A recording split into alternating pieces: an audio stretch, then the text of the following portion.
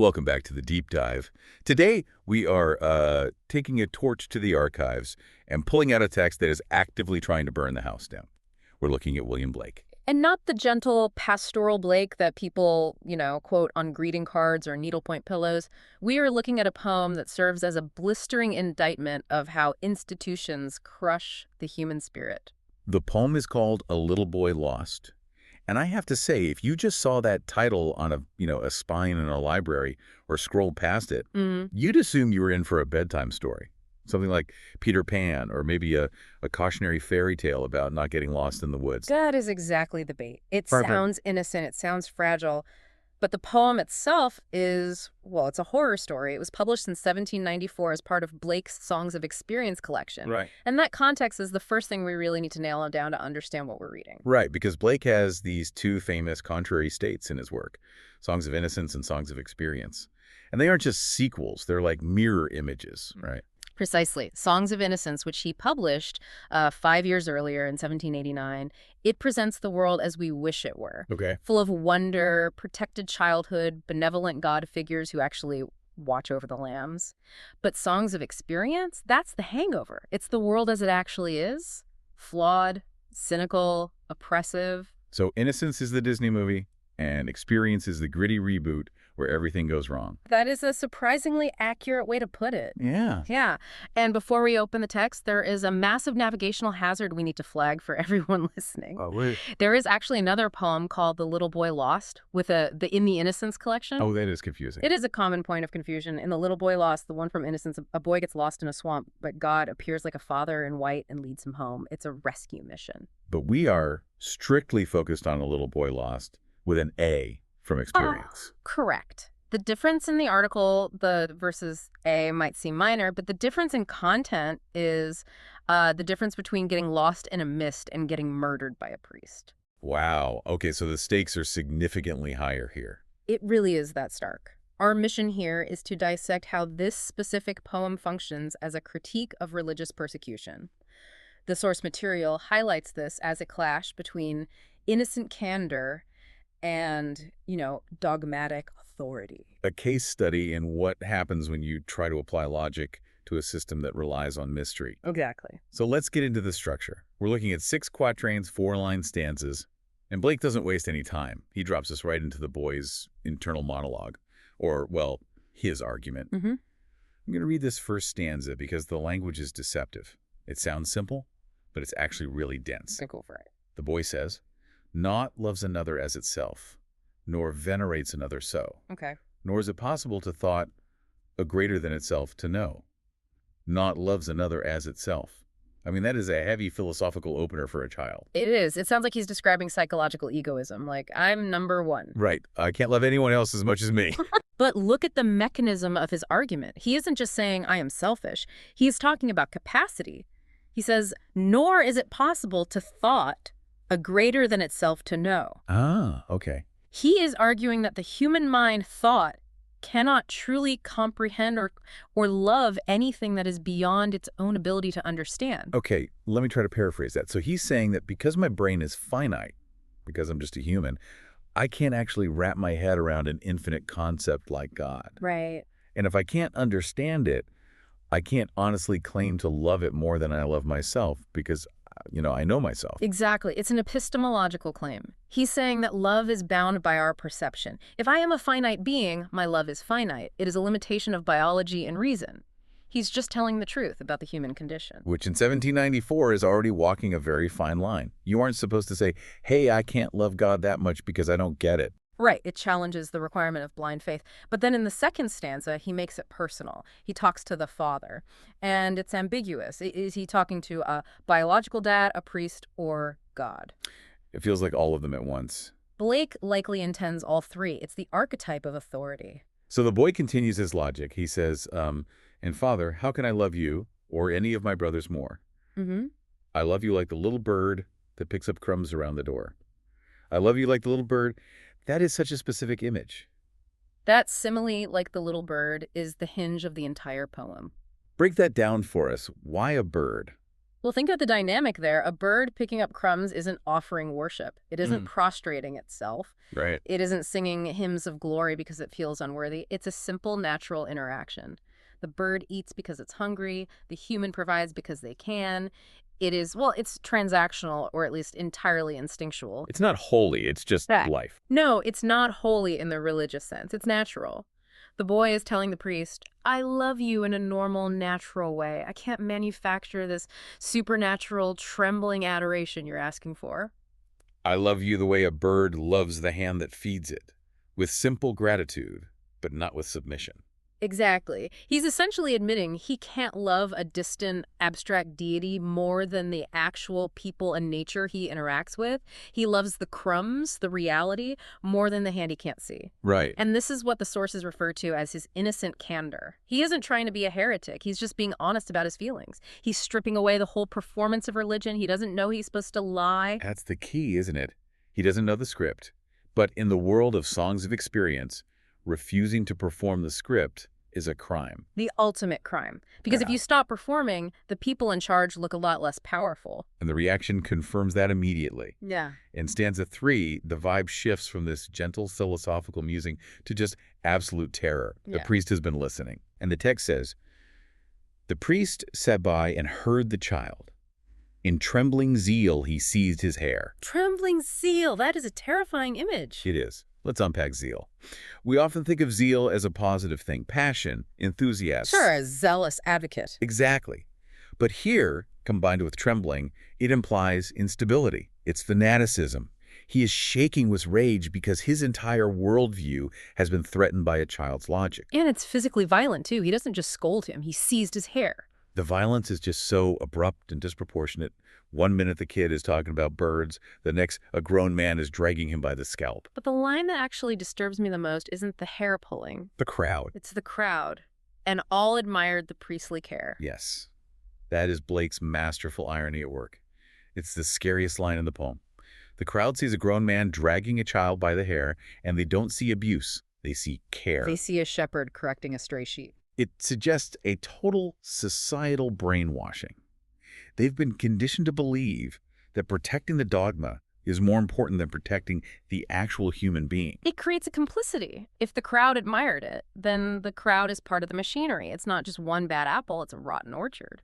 They believe that this pain is for the child's own good, that saving his soul requires breaking his body. That is gaslighting on a massive societal scale. I'm dragging you by your hair because I care about you. Exactly. And everyone watching nods and says, yes, look how much he cares. It illustrates how deep the oppression goes. So the priest drags him away. And in stanza 4, he puts the kid on display. He drags him to the altar high, literally looking down on everyone, and makes his case. He points at the boy and screams. Yeah. Lo, what a fiend is here, said he, one who sets reason up for judge of our most holy mystery. He calls a little boy a fiend. He has to dehumanize him. You can't burn a child, people won't stand for it, but you can burn a monster. You can burn a fiend. What? He has to turn the child into an other to justify what he's about to do. But look at the specific charge he levies. The crime isn't theft or murder or even lying. The crime is setting reason up for judge of our most holy mystery. That is the core conflict of the poem, and really the core conflict of Blake's entire worldview here. The priest explicitly states that mystery is the ultimate good. And when he says mystery, he doesn't mean like a Sherlock Holmes mystery that you're supposed to solve. No. In this context, mystery means a religious truth that is beyond human understanding, something you are supposed to submit to without question. It is the dogma that keeps the church in power. And the boy's crime was using his brain. He tried to judge the situation with reason. Exactly. By using logic, I can't love what I don't know, the boy challenged the validity of the mystery. And here's the thing. If people start thinking for themselves, if they start using reason, the mystery falls apart. And if the mystery falls apart, the priest loses his job and his power. Precisely. Reason must be punished to protect the mystery. The priest isn't just angry, he's terrified. He's terrified that the question will reveal the emptiness of the answer. So the priest is basically saying, how dare you try to make sense of this? The fact that it doesn't make sense is the point. Yes. Submission is the goal, not understanding. And the punishment for asking that question is, well, it's horrific. We get to the final 2 stanzas, And this is where the poem turns into a nightmare. Mm. The weeping child could not be heard. The weeping parents wept in vain. They strip him to his little shirt, bind him in an iron chain, and burn him in a holy place. The juxtaposition there is brutal. The little shirt versus the iron chain. Blake is just emphasizing the physical vulnerability of this victim. He is small. He is soft. And he's being crushed by the cold, hard machinery of the institution. Exactly. And the parents are there. That's the part that gets me. They are weeping, but they weep in vain. They can't do anything. Because the authority overrides the family. Mm. In a natural world, parents protect their young. That is the most basic biological instinct. But in this dogmatic world, the church has more rights over the child than the mother and father do. The parents are paralyzed. It shows how the system disrupts those natural bonds. Mm. The priest has stepped between the parent and the child. And the text mentions something really disturbing. Where many had been burned before. Yeah, that line stuck out to me. Many. That is the chilling detail that widens the scope. This isn't a freak accident. This isn't one priest having a bad day. This is a system. It is a system. Many had been burned before.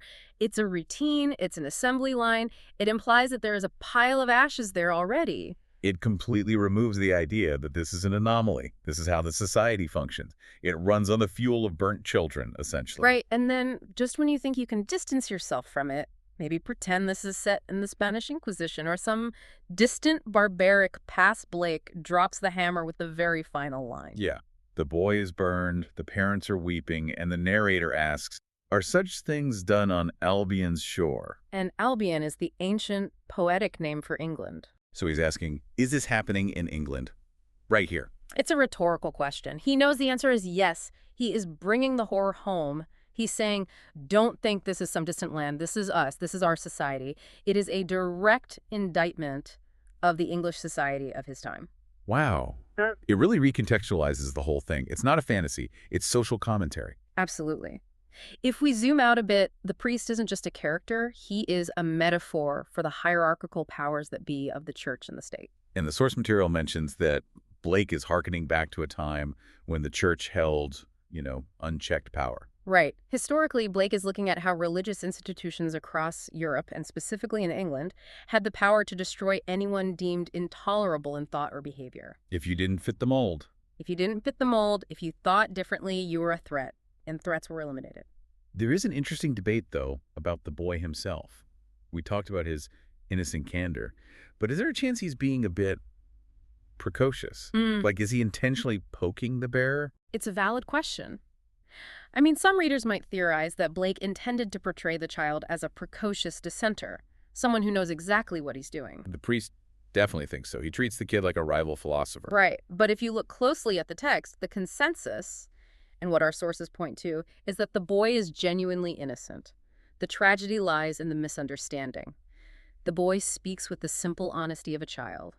I love you like a bird loves crumbs. That's not a manifesto. It's an observation. Exactly. So the horror is that the adult world, the world of experience, is so corrupted that it can't recognize innocence anymore. It sees innocence and calls it heresy. It construes innocent questioning as malicious attack. It's the emperor's new clothes scenario. Only a child is innocent enough to say, hey, the logic doesn't add up. And because he points out the nakedness of the logic, he has to die. Then Blake wasn't writing this for the elites, was he? This isn't some high-tower academic paper. No, and that is important to remember. Blake was an engraver, a craftsman. He printed these poems himself. He wrote his poetry for the common man. He wanted these ideas to be accessible. He's critiquing power structures on behalf of the oppressed. He's showing the average person, look at what this authority does to your children. Look at how it crushes their natural ability to think and love. It's heavy stuff. It really makes you look at that title, A Little Boy Lost, differently. He wasn't lost in the woods. He was lost to the machinery of the state and the church. He was lost because he tried to find his own way through reason, and the path was blocked by fire. The lost part is that he was discarded by the society that should have protected him. So what does this all mean for us? Why should we, sitting here today, care about a poem from 1794 about a fictional boy getting burned? Well, if we connect this to the bigger picture, it's about the tension between thought and mystery. That tension hasn't gone away. In the poem, knowledge and personal reasoning are portrayed as existential threats to the established order. The institution protects its mystery by silencing reason. It's about control. It is always about control. The poem forces you to ask, what happens when we prioritize dogma over humanity? What happens when we value the structure of the institution more than the people inside it? And that idea of many had been burned before, it reminds us that if we don't pay attention, these systems just keep grinding on. Precisely. It's a warning. It's Blake shaking us by the shoulders and saying, do not admire the priestly care when it is actually oppression. That is a powerful image to leave on. Do not mistake oppression for care. Just because someone says they are hurting you for your own good or for the good of the mystery doesn't mean they are right. That's the key takeaway. I want to leave you with one final thought to mull over, something to take with you. Blake ended his poem by asking if such things are done on Albion's shore, in his own backyard. A brave question for 1794. So if Blake were writing today, right now, in our world, where else might he see reason being punished to protect a mystery? What questions are we not allowed to ask today? And who is lighting the fire? That is the question. Thanks for diving deep with us. We catch you on the next one.